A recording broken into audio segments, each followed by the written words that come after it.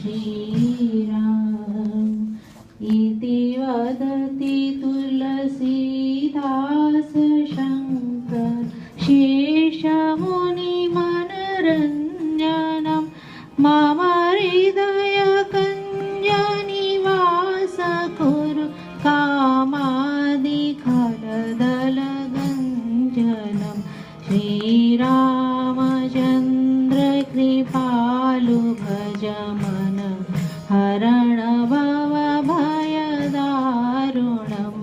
नवकञ्जलोचन कञ्जमुखकर कञ्जपद कञ्जारुणं Shriram Shriram. Thank you Ranjita ji.